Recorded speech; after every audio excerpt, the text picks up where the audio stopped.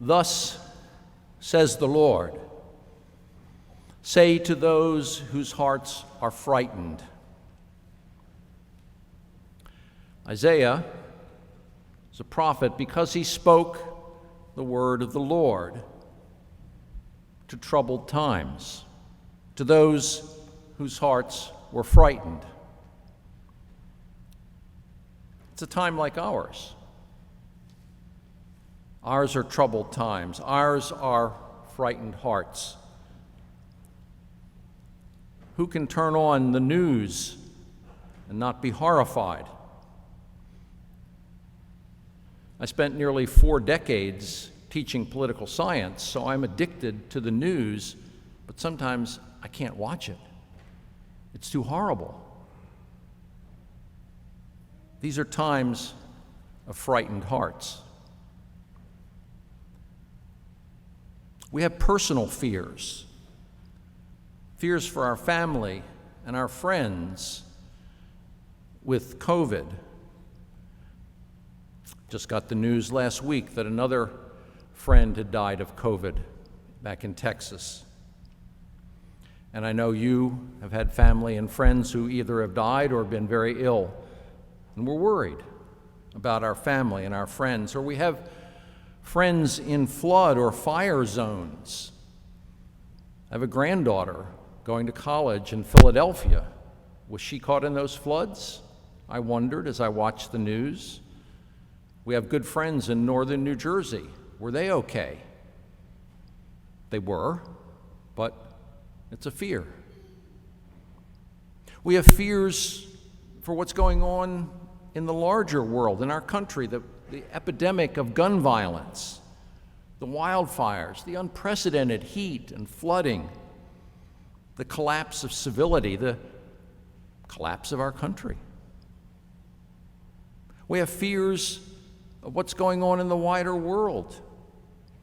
Wars, millions of refugees fleeing war and violence or fleeing climate change that's killed so many.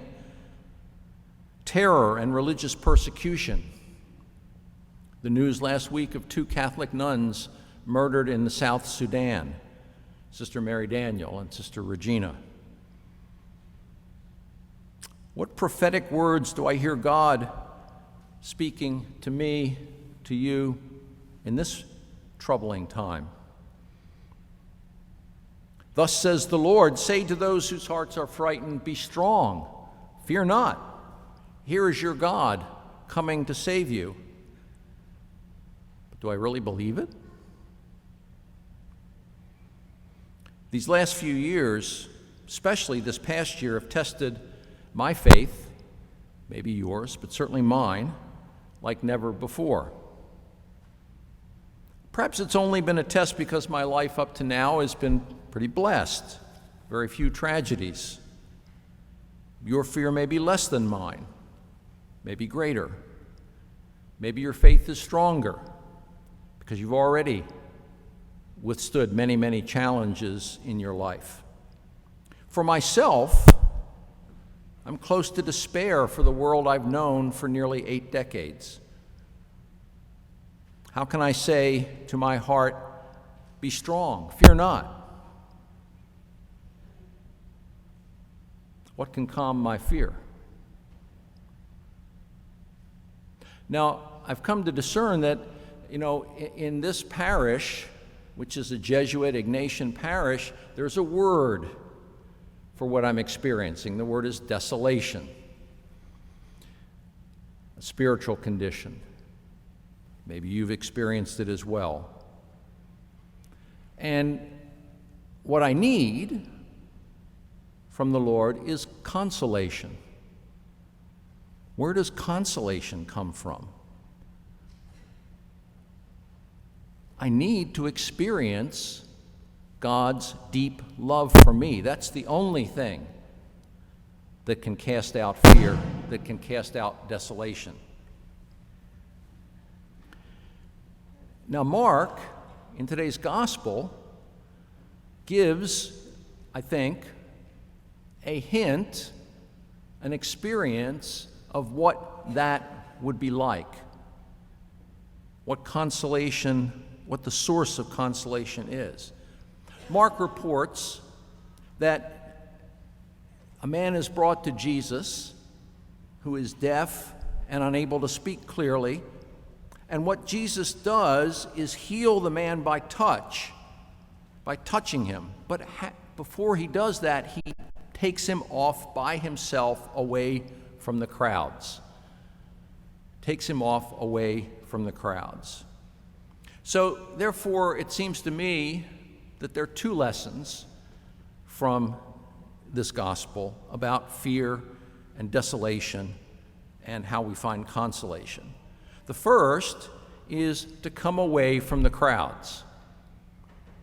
The second, allow Jesus to touch the ears and the eyes of our hearts. Come away from the crowds. Not so much physical crowds these days. We can't gather in too many crowds these days except for football games. But what crowds in upon us? Twitter, TikTok, WhatsApp, TV news, online news, talk radio, reality shows, ideologies, arguments crowd in on us all the time. We live in that kind of oral crowd, that visual crowd. We've got to come away and encounter Jesus by ourselves, in the inmost part of our being. To encounter Jesus and ask him to open our eyes and ears to signs of hope in the midst of our fear. And when I do that, I can see signs of hope, even in the midst of everything going on. I see people risking their lives to rescue folks trapped in floodwaters. I see relief convoys headed towards New Orleans or towards New York and Philadelphia. I see church collections for refugee resettlement. I see soldiers holding babies in the midst of chaotic violence. I see hospital critical care teams exhausted and discouraged, but persevering. I see firefighters in western states exhausted, discouraged, but persevering. I see Catholics whose encounter with Jesus in the Eucharist is so profound that they can't leave no matter what. Hope-giving signs. But our hearts also need the constant presence of Jesus, the constant encounter of Jesus for consolation. And just as in an Ignatian Jesuit parish, I found the language of consolation and desolation, there are programs here at St. Peter which can help us deeply encounter Jesus, one-on-one, away from the crowds. 3 of them coming this fall, very shortly. Next Sunday, before this Mass, down in the basement in Biss Hall, Ignatian 101. Father John is going to give an introduction to Ignatian spirituality. Encountering the Living God, another program, daily prayer, reflection, weekly one-on-one meetings with a spiritual companion to encounter Jesus deeply. That's going to begin 2 weeks. And then Meeting Christ in Prayer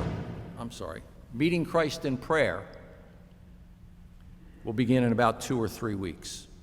You can find out more about those in the bulletin or on the website. But however and wherever, whether it's in one of these programs or another spiritual practice that you have,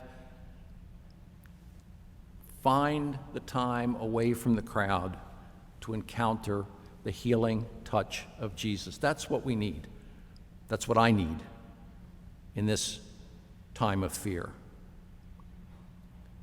This morning we heard the voice of the crowd after they've encountered Jesus healing this man. Their voice says, "He's done all things well. He makes the deaf hear and the mute speak." This morning we also heard the voice of God himself. Say to those whose hearts are frightened, "Be strong, fear not. Here is your God coming to save you."